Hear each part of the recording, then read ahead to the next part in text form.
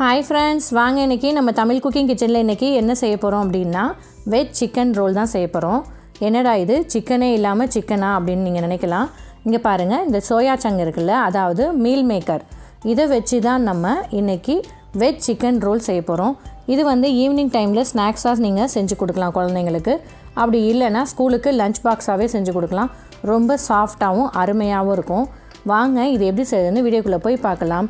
வீடியோக்குள்ளே போகிறதுக்கு முன்னாடி தமிழ் குக்கிங் கிச்சனை சப்ஸ்கிரைப் பண்ண மறந்துடாதீங்க. கூடவே இருக்க பெல் பட்டனையும் கிளிக் பண்ணுங்கள் ஃப்ரெண்ட்ஸ்.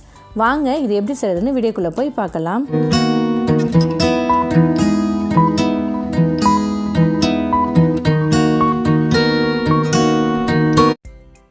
இப்போ இது செய்கிறதுக்காக நம்ம சோயா சங்க் எல்லாத்தையுமே ஊற வச்சுக்குவோம். அதாவது நான் இன்றைக்கி 1 கப் அளவுக்கு மீல் மேக்கர் எடுத்திருக்கேன். நீங்கள் ஒரு 2.5 கப் அளவுக்கு தண்ணி எடுத்து அதை நல்லா சூடு பண்ணிக்கோங்க. அதில் இந்த மீல் மேக்கரை போட்டு ஒரு 5 நிமிஷத்துக்கு அப்படியே ஊற விட்டுருங்க. இப்போ இது ஊறிட்டு இருக்கும்போது நம்ம மாவு பிசைஞ்சு எடுத்து வச்சுக்கலாம். இப்போ இது செய்கிறதுக்காக நான் இன்றைக்கி 2 கப் அளவுக்கு கோதுமை மாவு எடுத்திருக்கேன். நீங்கள் 1 கப் அளவுக்கு மைதா மாவு, 1 கப் அளவுக்கு கோதுமை மாவுன்னு எடுத்துக்கலாம். இல்லை 2 கப்பும் மைதா மாவும் செஞ்சுக்கலாம். நான் இன்றைக்கி கோதுமை மாவில் தான் செஞ்சுருக்கேன். இப்போ இதுக்கு தேவையான அளவு உப்பு சேர்த்துக்கோங்க. இதை நல்லா மிக்ஸ் பண்ணிவிட்டு அதுக்கப்புறம் கொஞ்சம் கொஞ்சமாக தண்ணி தெளித்து இதை சப்பாத்தி மாவு பதத்துக்கு நல்லா சாஃப்டாக பிசைஞ்சுக்கோங்க. இப்போ எனக்கு 1 கப் அளவுக்கு தண்ணியும் 2 ஸ்பூன் அளவுக்கு எக்ஸ்ட்ரா நம்ம தண்ணியும் சேர்த்துருக்கேன் நான். நீங்கள் உங்களுக்கு எந்த அளவுக்கு கோதுமை மாவுக்கு தண்ணி தேவைப்படுமோ அதுக்கு தகுந்த மாதிரி, ஏன்னா ஒவ்வொரு மாவுக்கும் வித்தியாசமாக இருக்கும். இப்போ இதில் ஒரு 2 டேபிள் ஸ்பூன் அளவுக்கு எண்ணெய் விட்டுக்கோங்க. இதையும் நல்லா சேர்த்து சாஃப்டாக பிசையும் போது உங்களுக்கு லஞ்ச் பாக்ஸ்க்கு கட்டி கொடுத்தீங்க அப்படின்னா ரொம்ப சாஃப்டாகவே இருக்கும். அதுக்காக தான். இப்போ இதை நல்லா பிசைஞ்சுக்கோங்க. இப்போ உங்களுக்கு சின்ன ட்ரிக்ஸ் கொடுக்குறேன். எப்படின்னா, இது நம்ம பிசையும் போது ரொம்ப நேரம் ஆகும். இந்த மாதிரி நீங்கள் தூக்கி இப்படி அடிச்சிங்க அப்படின்னா உங்களுக்கு சீக்கிரமாகவே உங்களுக்கு சாஃப்டாகிடும் மாவு. பாருங்கள் எவ்வளோ சாஃப்டாகிடுச்சு பாருங்கள். இப்போ இது ஒரு மூடி போட்டு ஒரு ஓரமாக வச்சுடுங்க. அது வரைக்கும் நம்ம அந்த மசாலா ரெடி பண்ணி எடுத்துக்கலாம். ஒரு கடாய் அடுப்பில் வச்சுக்கோங்க. 2 டேபிள் ஸ்பூன் அளவுக்கு எண்ணெய் விட்டுக்கோங்க. எண்ணெய் சூடானோனையும் ஒரு 1/2 ஸ்பூன் அளவுக்கு சோம்பு சேர்த்துக்கோங்க. இதில் அதாவது பெருஞ்சீரகம் சொல்லுவாங்கள்ல, அது ஒரு 1/2 ஸ்பூன் அளவுக்கு சேர்த்துக்கோங்க. இப்போ சோம்பு நல்லா பொரியணும். இப்போ பாருங்கள், இது நல்லா சோம்பு நல்லா பொரிஞ்சிச்சு. இப்போ 2 பெரிய சைஸ் வெங்காயம் நான் எடுத்திருக்கேன். அதை இந்த மாதிரி பொடுசாக கட் பண்ணி சேர்த்துக்கோங்க. இப்போ நான் இன்றைக்கி செஞ்சுருக்கிறது தாராளமாக 2 பேர் சாப்பிடலாம். இப்போ இதை நல்லா வதக்கிக்கோங்க. இப்போ வெங்காயம் சீக்கிரம் வதங்கிறதுக்காக கொஞ்சமாக இதில் உப்பு சேர்த்து வதக்கிக்கோங்க. அப்போ தான் உங்களுக்கு வெங்காயம் சீக்கிரமாக வதங்கி வரும். லைட்டாக உப்பு சேர்த்துக்கோங்க. இப்போ இதை நல்லா மிக்ஸ் பண்ணி விட்டுட்டு மீடியம் ஃப்ளேம்லேயே நல்லா வதக்கிக்கோங்க. இப்போ வெங்காயம் லைட்டாக கலர் மாறி வரணும்.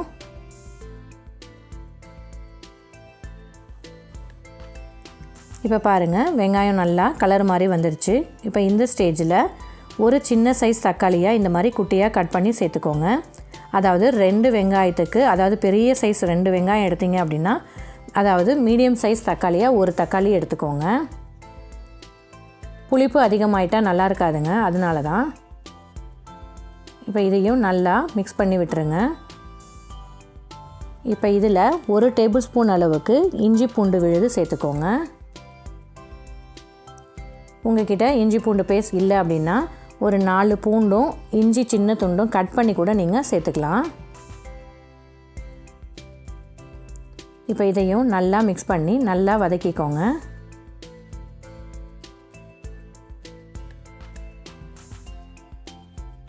இப்போ இஞ்சி பூண்டு பச்சை வாடை நல்லா போனதுக்கப்புறமா நம்ம மசாலா பொருட்கள்லாம் சேர்த்துக்கலாம். இதில் காரத்துக்கு தகுந்த மாதிரி மிளகாய்த்தூள் சேர்த்துக்கோங்க. ஒரு 1/2 ஸ்பூன் அளவுக்கு மல்லித்தூள் சேர்த்துக்கோங்க. 1/4 டீஸ்பூனுக்கும் குறைவாக மஞ்சள் தூள் சேர்த்துக்கோங்க. இப்போ இதையும் நல்லா மிக்ஸ் பண்ணி விட்டுருங்க. ஸ்டவ்வை லோ ஃப்ளேமில் வச்சுக்கோங்க.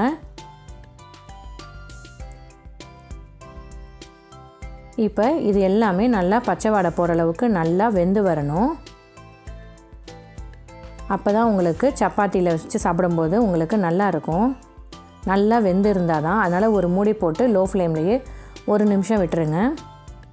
இப்போ பாருங்கள் நல்லா வதங்கிடுச்சு. இப்போ இது கூட ஒரு 2 பச்சை மிளகாயை கட் பண்ணி சேர்த்துக்கோங்க.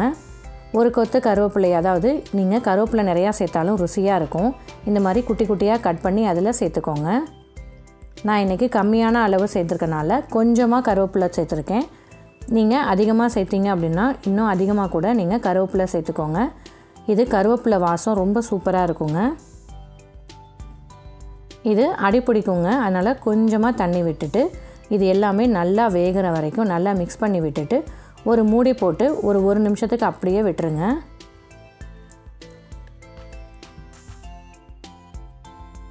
இது லோ ஃப்ளேமில் வச்சுக்கோங்க, ஏன்னா அடிப்பிடிக்கும். ஒரு மூடி போட்டு அப்படியே வெந்துட்டுருக்கட்டும். அது வரைக்கும் நம்ம சோயா சங்க் எல்லாத்தையும் இந்த மாதிரி சுடுதண்ணியில் போட்டு வச்சுருந்தோம்ல, அதை நல்லா பச்சை தண்ணியில் அலசிட்டு புழிஞ்சிட்டு கொஞ்சம் கூட தண்ணி இல்லாமல், அதாவது சொட்டு கூட தண்ணீர் கூடாது, நல்லா புழிஞ்சிட்டு மிக்சியில் பல்ஸ் மோடில் 2 பல்ஸுக்கு நீங்கள் அரைச்சி எடுத்துக்கோங்க. ரொம்ப நைஸாக அரைக்க வேணாம். இங்கே பாருங்கள் மசாலா எல்லாமே வெங்காயம் எல்லாம் நல்லா வெந்து வந்துருச்சு. இப்போ இதில் நம்ம அரைச்சி வச்சுருந்தோம்ல அந்த சோயா சங்க், ஏதாவது மீல் மேக்கரை இதில் சேர்த்துக்கோங்க.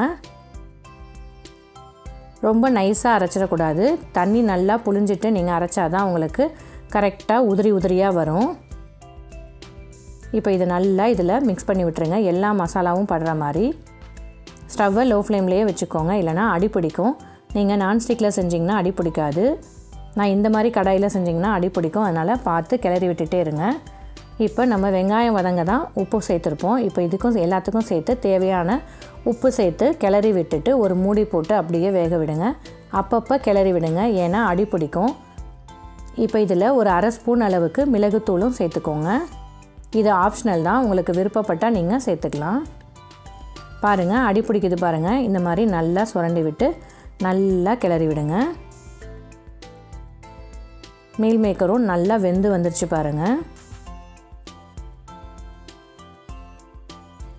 ரொம்ப அடிப்பிடிக்காமல் பார்த்துக்கோங்க. இந்த மாதிரி நீங்கள் சுரண்டி விட்டு நல்லா கிளறி விட்டீங்க அப்படின்னாலே உங்களுக்கு அடிப்பிடிக்காது. மீல் மேக்கர் நல்லா வெந்து வந்துருச்சு. இப்போ இந்த ஸ்டேஜில் இதில் கொஞ்சமாக கொத்தமல்லி தலையை நல்லா வாஷ் பண்ணிவிட்டு சின்னதாக கட் பண்ணி இதில் சேர்த்துக்கோங்க. அதோட வாசமும் டேஸ்ட்டும் ரொம்ப சூப்பராக இருக்கும். இப்போ இதை நல்லா மிக்ஸ் பண்ணி விட்டுட்டு ஒரு பவுலுக்கு அப்படியே மாற்றி வச்சுக்கோங்க. பாருங்கள் இப்போ மசாலா நல்லா ரெடி ஆகிடுச்சு. இப்போ அடுத்து ஒரு பவுல் எடுத்துக்கோங்க. அதில் நான் இன்றைக்கி 3 முட்டை எடுத்திருக்கேன். இப்போ இதுக்கு தேவையான அளவு, அதாவது நம்ம மசாலாவுக்கு உப்பு போட்டிருப்போம், சப்பாத்திலையும் உப்பு இருக்கும். அதனால் இதில் லைட்டாக இந்த முட்டைக்கு தகுந்த உப்பு மட்டும் சேர்த்துக்கோங்க.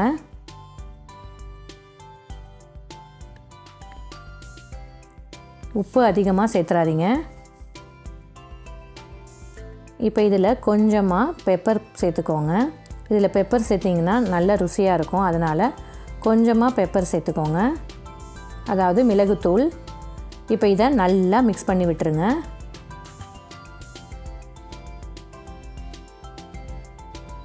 அவ்வளோதான், நம்ம முட்டை மிக்ஸும் ரெடி பண்ணி வச்சாச்சு. இப்போ நம்ம சப்பாத்தி திரட்டிக்க வேண்டியது தான். இப்போ இது ஒரு ஓரமாக வச்சுட்டு இப்போ பாருங்கள் சப்பாத்தி மாவும் நல்லா ஊறி வந்திருக்கு. இப்போ இதில் உங்களுக்கு தேவையான சைஸ்க்கு இந்த மாதிரி எடுத்துக்கோங்க. அதை நார்மலாக நீங்கள் சப்பாத்தி திரட்டுவீங்கள்ல, அதே மாதிரியே திரட்டிக்கோங்க. இதில் கொஞ்சமாக நீங்கள் ஒட்டாமல் வரணும் அப்படின்னா ட்ரை மாவு சேர்த்துக்கலாம். நீங்கள் லஞ்ச் பாக்ஸ்க்கு கொடுக்குற மாதிரி இருந்தால் சாஃப்டாக இருக்கணும்ல, அதனால் கொஞ்சமாக எண்ணெய் தொட்டு தேய்ச்சிக்கோங்க. அப்போ தான் ரொம்ப சாஃப்டாக இருக்கும் மதியானம் வரைக்கும். நீங்கள் நார்மலாக சப்பாத்தி நீங்கள் எப்படி திரட்டுவீங்களோ அதே மாதிரி திரட்டிக்கோங்க. இந்த மாதிரி மறிப்பு போட்டும் திரட்டினாலும் நல்லா சாஃப்டாக இருக்கும். இப்போ இந்த மாதிரி நம்ம திரட்டி எடுத்தாச்சு. இப்போ தோசைக்கல்லை நல்லா ஹீட் பண்ணிக்கோங்க. இப்போ இதில் நம்ம தோசைக்கல்லில் சேர்த்தாச்சு. இப்போ பாருங்கள் நல்லா ஒரு சைடு நல்லா வெந்து வந்ததுக்கப்புறம் அடுத்த சைடு திருப்பி போடுங்க. இதில் லைட்டாக எண்ணெய் விட்டுக்கோங்க. இப்போ 2 சைடும் நல்லா வெந்து வரணும். 2 சைடும் நல்லா வெந்து வந்ததுக்கப்புறமா இதை ஒரு பிளேட்டுக்கு மாற்றிக்கோங்க. இப்போ இதே தோசைக்கல்லில் நம்ம முட்டையை கலக்கி வச்சுருந்தோம்ல, அதில் ஒரு 2 கரண்டி அளவுக்கு இப்படி எடுத்துக்கோங்க. அந்த சப்பாத்தி நீங்கள் எவ்வளோ திரட்டி வச்சுருந்தீங்களோ அந்த சைஸுக்கு இந்த மாதிரி பரப்பி விட்டுருங்க. இப்போ இதில் நீங்கள் செஞ்சு வச்சுருந்தீங்களே அந்த சப்பாத்தியை இதில் சேர்த்துக்கோங்க. இது மேலே அப்படியே நீங்கள் இது வச்சதுக்கப்புறம் உங்களுக்கு சப்பாத்தியோடு சேர்த்து அது ஒட்டி வந்துடும். இப்போ இந்த மாதிரி அமுக்கி விட்டுட்டு அப்படியே திருப்பி போடுங்க. பாருங்கள் எவ்வளோ அழகாக ஒட்டி வந்துடுச்சு. இப்போ இதில் நம்ம செஞ்சு வச்சுருந்த அந்த மீல் மேக்கர், அதாவது சோயா சங்க் மசாலாவை இப்படி பரப்பி விடுங்க.